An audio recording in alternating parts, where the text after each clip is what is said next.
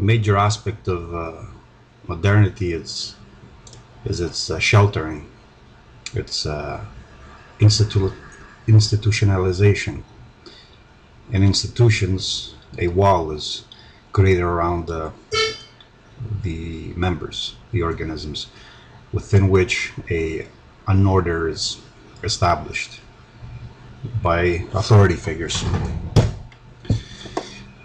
And this is exactly the case here. A wall is placed around individuals within which they are taught that certain beliefs, certain concepts, certain behaviors, certain types of thinking are to be considered unacceptable, or they could be considered evil or immoral, or at least too costly to act upon. This pressure to conform to common standards forces upon the individual a decision. In essence, it forces him to hide the parts of him that he is told he should not, or they're considered unacceptable. In most cases, these are associated with masculine traits, masculine behavior, masculine attitudes, but they can be anything, because as sheltering increases, mutations are protected. They are not permitted to face the normal culling consequences or the normal culling methods of being eliminated from the gene pool, so they're perpetuated within the herd, within the genetic pool. And this creates a lot of dysfunctions, mental, physical, emotional. The successful minds are the ones who hide this. So there's a lot of hypocrisy going on in modern systems. And we consider serial killers not those who have this propensity to kill or to rape or to think outside the norm, but those who act upon it. So a serial killer is sick because despite the costs, he acts upon his nature, which many share but would never admit to. So we're surrounded by a lot of hypocrisy, a lot of pretense, a lot of posturing, a lot of masks. And of course, when a role is played for long, people forget, the person forgets who he was, so he only remembers the act until it becomes his real identity. Sometimes this results in a form of schizophrenia. Coming out in dreams, his real self imposes himself, reinstates itself in secret at night in his subconscious, and he might deny it.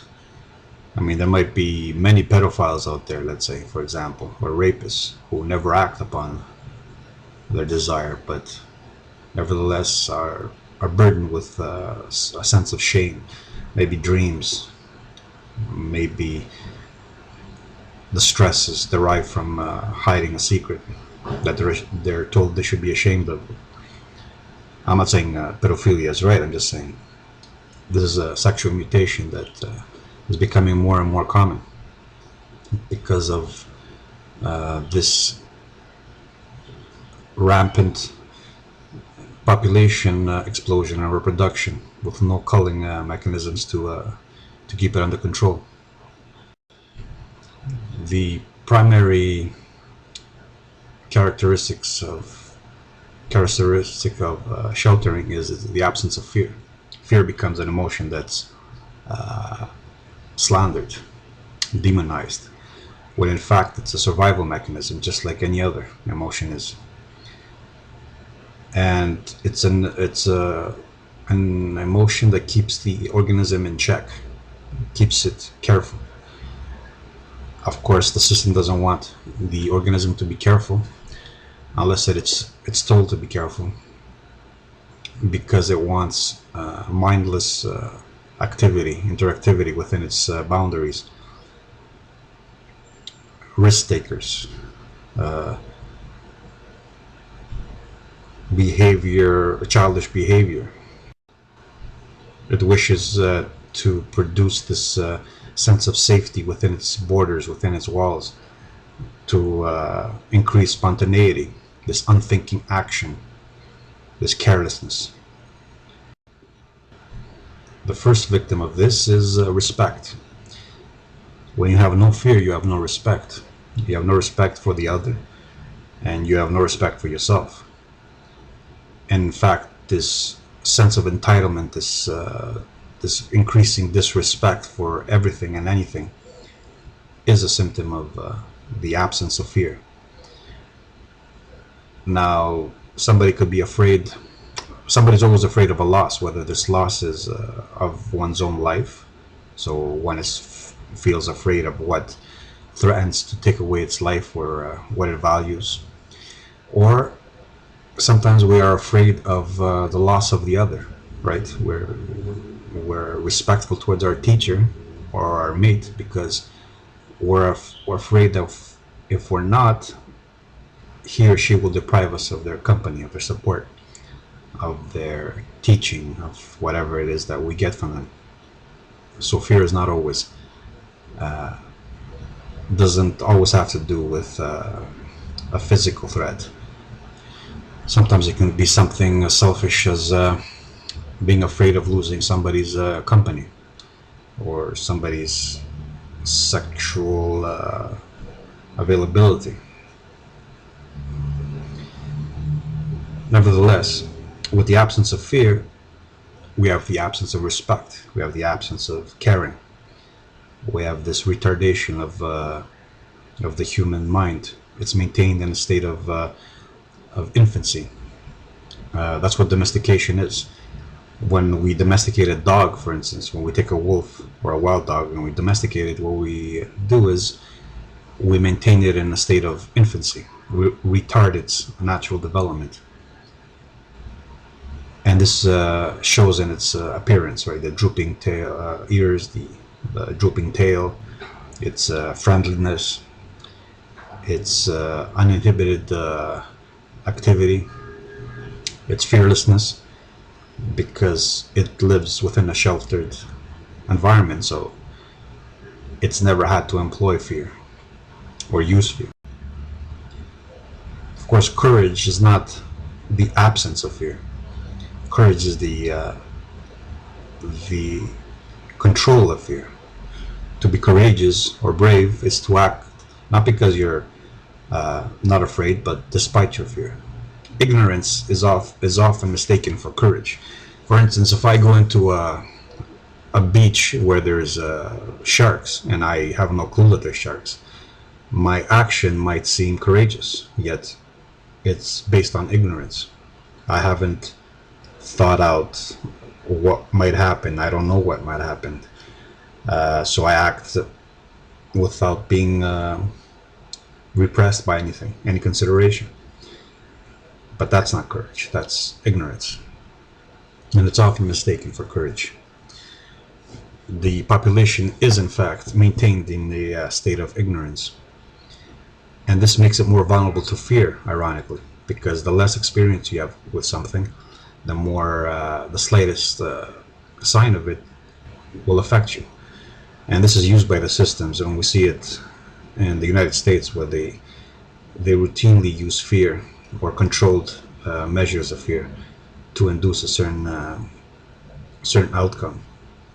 So you keep the population sheltered, protected, in a childlike state, and then you inject just the slightest hint of fear and you guide the herd like a shepherd would.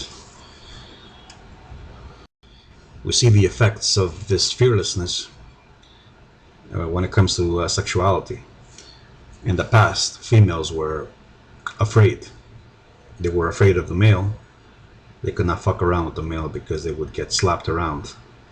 Whereas today they're protected by the system, the alpha male, and this gives them a false sense of indestructibility. Of course, they ascribe it to the fact that the man is intimidated by their freedom, or I am a woman, hear me roar, and that bullshit. The second thing that they don't fear is the consequences of sexual activity. Whereas in the past, a female uh, would get pregnant and would have to face not only the social costs, but the risks to her body, in the wild especially. And so she had to be more careful with her sexual activities and with whom she had sexual activities and for what reason, with whom she had children. Whereas today she is fearless, she's protected, she can do whatever the fuck she wants because the system is there to help her, to aid her, to come to her aid. And we see this also in the recent economic crash, where these infantile minds were fearless in their expenditures. They were thoughtless. They just bought and bought with no care in the world because they knew that the system was there to take care of it. That they could just declare bankruptcy and all is done with. So a sheltering system creates this false sense of indestructibility, of power, of a childlike sense that no matter what, everything is going to turn out well, because the cost of any act is never that bad. There's no ultimate cost to any activity. So females in the wild, or in more recent times, even in the Middle Ages and before that, always required a man to protect them from other men, from the competition of other men. And so she was disciplined, she was careful, she was respectful towards men.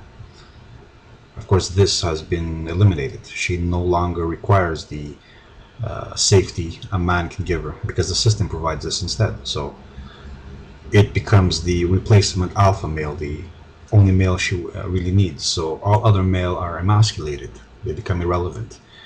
They either play the part of the beta male as worm tongues and carpets for her to step on, or as surrogate females, in fact, or she has no use for them. So outside paternalism, a female feels indestructible, free, independent, when in fact she's not. The only thing she's independent is from biological males within or under the system's dominance. So modernity shelters the individual, erases the burdens of the past, his the genetic factors, the determining factors of his past, teaches the child that they don't matter, and of course the child accepts these because it's hurtful to think of the fact that your past, which cannot be changed, has already decided certain things about you and that you would have to come to terms with them. The modern system tells you that none of that matters, that every child is born anew, that everything is nurtured, that is, that it's programmed into the child after it is born. And this is a comforting idea. The system does this because in this way it detaches, like I said in the other video, the individual from its past to make it more susceptible to indoctrination. Now the individual can be indoctrinated within any system that it is given to replace its sense of self, because it desperately wants an identity. Feeling fearless is the gift, the reward that it is given.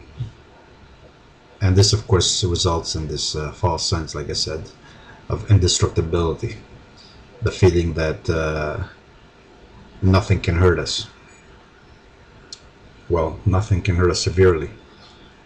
It also creates this false sense of unity, that we're all one, we're all the same, because we're all the same within the same system. Also, the control of the system over human behavior creates a false sense of uniformity. For instance, when you restrict the behavior and you put limits to it, then all are forced to behave in a uniform manner. This gives the impression that all are the same.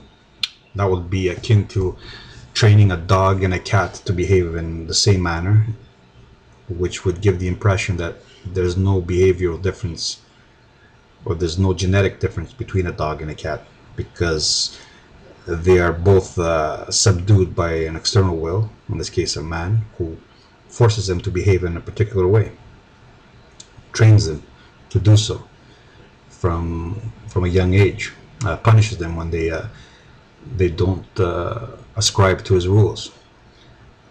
And this creates a false sense of uniformity. And of course it also forces a lot of hypocrisy, a lot of going underground, a lot of secretive behavior, and a lot of neurosis, a lot of sexual dysfunctions, a lot of obsession with anything that gives vent to that part that we're told should not be exposed.